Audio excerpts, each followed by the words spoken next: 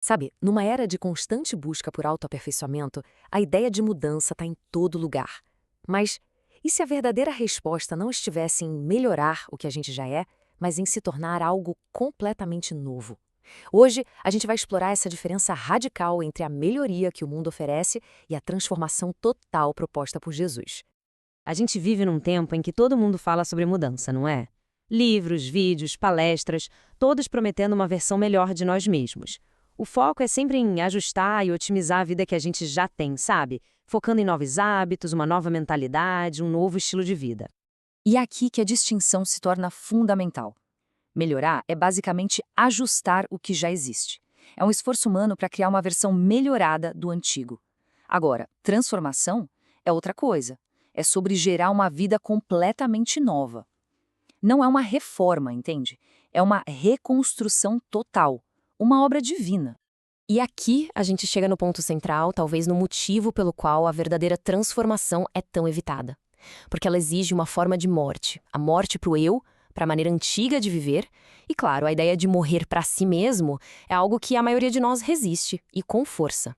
Entendendo essa resistência, vamos aprofundar o diagnóstico. A mensagem central do Evangelho, a boa notícia sobre Jesus Cristo, nunca foi sobre melhoria pessoal. Desde o início, ela confronta o coração humano com uma verdade que é, bem, muito mais radical. A proposta não é um simples ajuste de comportamento, mas a geração de uma vida inteiramente nova, do zero. E para ilustrar isso, vamos dar uma olhada numa conversa fundamental que Jesus teve com um líder religioso da época, um homem chamado Nicodemos. Quando Jesus encontra Nicodemos, que era um cara moralmente correto, super respeitado, ele não o elogia. Ele diz algo que vira o mundo de Nicodemos de cabeça para baixo. É necessário nascer de novo. Percebe? Isso não é uma sugestão, não é um convite, é uma declaração de necessidade absoluta. E essa necessidade revela que o problema humano não é só externo, nas atitudes, é interno, na própria condição espiritual. A Bíblia descreve esse estado como morte espiritual, uma separação de Deus, uma ausência de vida de verdade. E se o diagnóstico é de morte espiritual, a solução não pode ser superficial, concorda? Pessoas mortas não precisam de conselhos para se comportarem melhor. Elas não precisam de motivação para tentar mais uma vez. O que os mortos precisam é de ressurreição, de vida. Essa é a única solução para o problema que foi diagnosticado. E é exatamente por isso que Jesus veio ao mundo. Certo.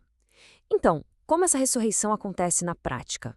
O mecanismo para essa transformação toda está centrado nos eventos mais importantes da história, a morte e a ressurreição de Cristo. Primeiro, a gente tem a cruz. Ali, a vida antiga, o velho eu, é crucificado junto com Cristo. E isso não é só um símbolo de sofrimento, é o fim de uma era de separação. Segundo, vem a declaração de Jesus: está consumado. A dívida do pecado foi paga. E terceiro, a ressurreição, o evento que muda absolutamente tudo. A ressurreição, portanto, não é só uma história inspiradora. É a prova de que o pecado e a morte foram derrotados.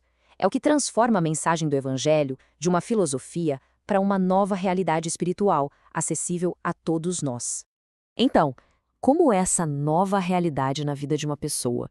O que significa viver uma vida que foi completamente substituída e não apenas reformada? A citação do apóstolo Paulo aqui é muito clara. Nova criação. Isso não significa que a pessoa se torna perfeita da noite para o dia. Significa que ela se torna espiritualmente viva. Uma nova identidade nasce, um novo coração é formado e uma nova direção é estabelecida. A ideia aqui é um contraste bem poderoso. O Evangelho não vem para fazer pequenos reparos ou dar uma polida na versão antiga de alguém. Ele a substitui por completo. É uma troca radical. A vida antiga, com sua natureza pecaminosa, é deixada para trás na cruz, e uma vida totalmente nova, guiada pelo Espírito de Deus, começa com a ressurreição. Isso muda toda a perspectiva sobre a vida cristã. Não se trata de esforço humano, de tentar ser melhor sozinho. Trata-se de um processo contínuo, profundo, de permitir que o Espírito Santo transforme a mente, renove os desejos e alinhe o coração com a vontade de Deus. Significa passar a amar o que antes não se amava e buscar a santidade que antes parecia tão distante. E tudo isso nos leva a uma conclusão, a um convite final que resume toda essa análise. A questão que fica não é religiosa ou filosófica, ela é profundamente pessoal. O ponto crucial é este. Não se trata de adicionar Cristo aos planos que já existem, aos sonhos e desejos que já temos. Não é Cristo mais a nossa vida. A proposta é que Cristo seja o centro de tudo e a vida gira em torno dele. Ou ele transforma por completo, ou talvez a mensagem ainda não tenha sido realmente compreendida. E assim, a reflexão final que esta análise propõe é uma escolha fundamental. A busca é por apenas uma vida melhor, com alguns ajustes e melhorias, ou existe a disposição para receber uma vida inteiramente nova, nascida da transformação que só Ele pode oferecer.